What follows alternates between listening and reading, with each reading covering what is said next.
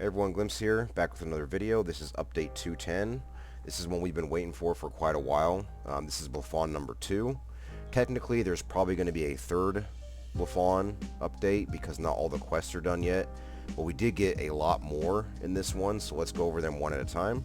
Okay, so the first big change was the level increase. It was previously 66 for the max level, and now it's 68. I think it's going to cap at 70, at least I hope so. I don't see it going any farther than that, maybe level 80. The only problem you get with raising the level gap is because of mastery. So each time you make it harder and harder to get mastery levels, because before, I think when I started it was like 62, maybe was the high level. I can't really remember. Could have even been 60. But yeah, as time goes on, it's going to be a lot harder, so we have to keep that in mind. So they added some new enemies. In this room previously it was just the orange ones and the stacks. Now there's orange and red ones. They're all separated. There's blue ones, but they only spawn from the new boss. And the animation is really cool with these red ones now. So instead of rocks like the orange ones spit, the red ones shoot fire. The blue ones don't shoot like an ice thing, but they shoot like a single, it looks kind of like the rocks, they're just blue. It'd be neat if there was a new animation form like an ice effect or something, just something to consider. But these dudes drop STR stone. They seem to drop them a lot more frequently than the whole big stack dudes do. So that is nice if you're wanting to get STR stones. And I think they drop, what else? Oh, the SPR too. So yeah, this is a nice little deal. But here's the blue ones. They drop those. And then the statues, which that will be for the forge. But yeah, pretty cool. So there has been a new type of spell that's been added to the game. It's a consumable. It's called an artifact, and this is an example of one of them. So if you do his quest, and we'll get into that, you get a ticket that you can turn in for 5 of these. Now I have a pretty heavy criticism of this. They are AoEs for everybody, essentially, is what it is. For higher levels, it doesn't make too much sense. I would say for us, maybe defensive lowering or M defensive lowering for enemies would be fine. Something of that nature, like a buff or debuff. But for as far as this goes, it doesn't make much sense since we don't have the level 60 spell yet, and we're getting close to 70, and we probably won't have that yet either. I know there's animations done for them, so I'm not really sure what the holdup is. Like I said, I'd rather have this over these. I'm not sure why they decided to do that. These could be useful for lower levels, essentially, to be able to catch up or solo better, so I think that should be where they should go. For right now, I am kind of against these. So level 60 world boss got an update as well. The forge, all the equipment is finally in here, and the weapons, and just like Erexil predicted, these are the opposite stats of the level 60. So for example, on the armor, these would just switch around, so N20 and strength 12 for the other one. So this is nice, especially for the warriors if they want to go more heavy into STR. The sword, on the other hand, like the weapon stuff, will probably be useless except for the mage one. We normally don't use a whole lot of AGI, especially in our weapons, but you never know. I've been wrong before about this kind of stuff, so. But yeah, pretty nice to have these as an option. I'm probably going to get a couple of these, probably the armor and the pants, just to test high AGI out again with additional end. Because AGI by itself, like I said, is not very good. I like when it's endurance is added with it somewhere, which is why I don't wear the Eddie shoes anymore. I wear the flush shoes, and I just went higher end in general because of the new boss. Alright, so we're going to do all the quests here. The first one we got coming up is Dido here, and he just wants us to kill 150 widows for the first step. So then after that, turn it in. Alright, and this quest is repeatable too. It's the new repeatable one. So after that, he wants us to kill 150 of the brown bugs, and then 150 of the blue ones, and then finally get a catcher and catch the orange dudes. So here's all the experience that you get. Pretty decent. You also get heavy metal tickets to turn in. To this guy, he's got his own little shop, but he's also going to do his quest too. So he wants us to get the green scarves from the bugs that we killed, and then get the red ones. And I happen to have most of the stuff here, and then the orange skin. So this is just going to go through really quickly, but I've been grinding Blufan for a while, so got kind of a stockpile of them.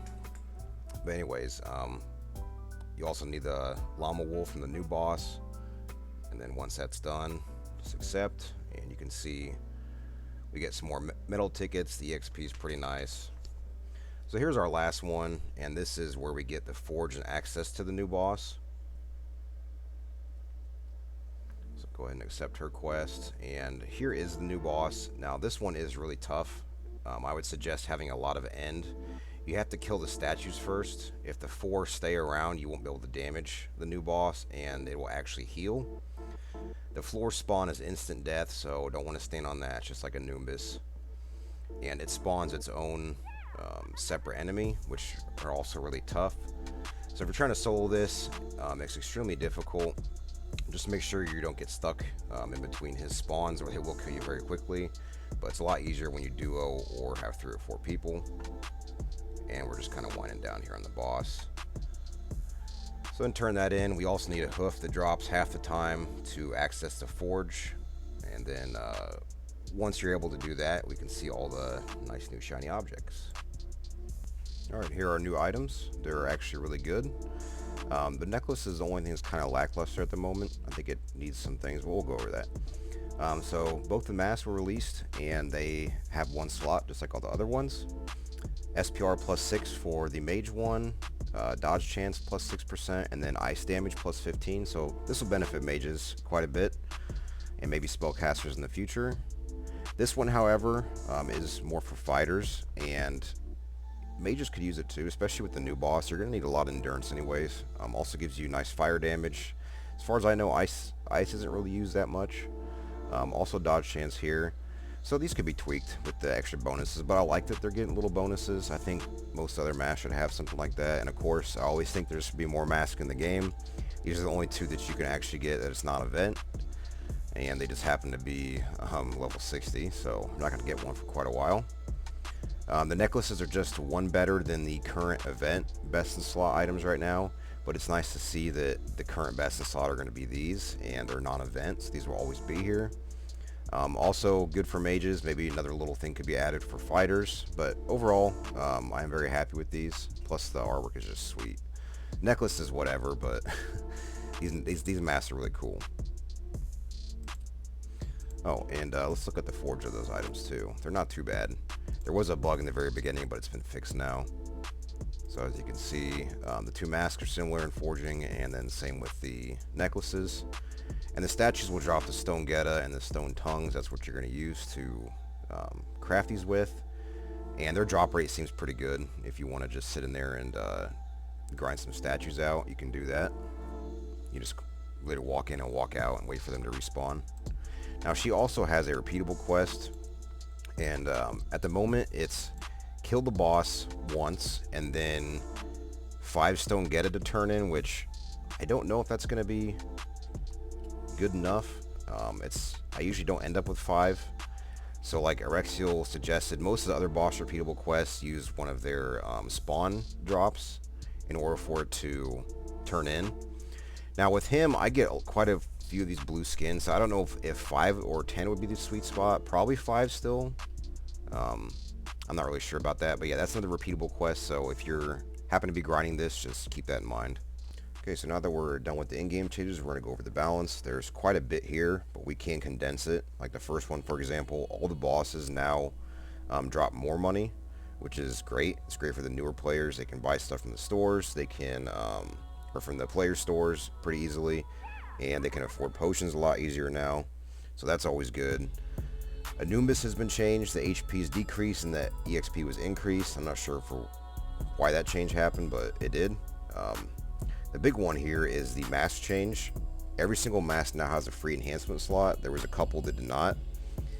Now we have one in the game. I hope that, or I should say, non-event.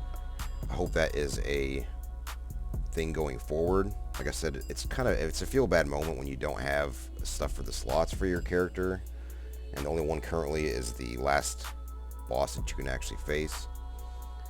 But anyways, what else here? And lastly, there's a couple other small things here. I'm not going to read them all. There is one that I want to go over, and that is Bugara. The aggressive behavior has been removed. It's a question I sent to the newspaper this month, is why are enemies getting less and less aggressive over time? It doesn't really feel like they should be in this kind of game. Maybe for the overworld, but like dungeons, definitely not. There should be a lot more aggressive creatures. I can understand why some of them wouldn't be. Maybe you can slow down the speed when they get aggressive. I'm not really sure how to balance that too much, but it just seems counterintuitive, or what should I say? It seems against an RPG game to just have enemies just walk around you and not attack you. Alright, and there's a few bug fixes in there you can read about. The main ones being the minor gloves from the Mastery shop were not doing the MP reduction like they should have been. But yeah, overall nice update. It was kind of like a medium update. I wouldn't say it was a huge update because not all of Blufan is still done yet. The event here should be removed, the Valentine's event, and I don't think they should focus on an event for quite a while and just focus on in-game changes, especially for the newer players. That way they can catch up easier and just work on some of the other bugs that have kind of been around for a while. But yeah, I'll see you in the next video.